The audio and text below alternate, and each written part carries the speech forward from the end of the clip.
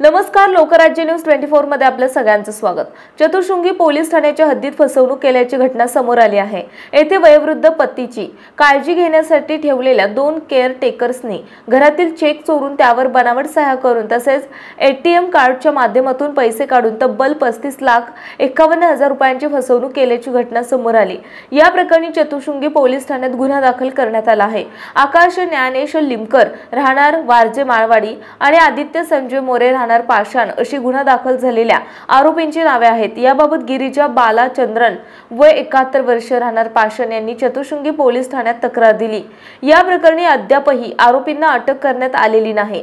पोलिसांनी दिलेल्या माहितीनुसार फिर्यादीदार गिरिजा चंद्रन यांनी आपल्या पतीची काळजी घेण्यासाठी आकाश आणि आदित्य यांना केअरटेकर म्हणून कामावर ठेवले होते। सप्टेंबर 2023 ते मार्च 2025 या कालावधी दरम्यान या दोघांनी गिरिजा यांच्या वयोवृद्ध पतीचे चेकबुक आणि एटीएम कार्ड चोरले तसेच चेकवर त्यांच्या पतीच्या खोट्या सह्या केल्या आणि त्याच्यावरून वेळोवेळी पैसे काढले। अशा प्रकारे मागच्या 1.5 वर्षात आरोपींनी चेक आणि एटीएम मधून तब्बल 35,51,000 रुपये काढून घेऊन फसवणूक केली आहे। हा घडलेला प्रकार गिरिजा यांच्या लक्षात आल्यानंतर त्यांनी तातडीने चतुर्शृंगी पोलीस ठाण्यात जाऊन फिर्याद दिली। या प्रकरणी सहाय्यक पोलीस निरीक्षक नरेंद्र पाटील तपास करतायत।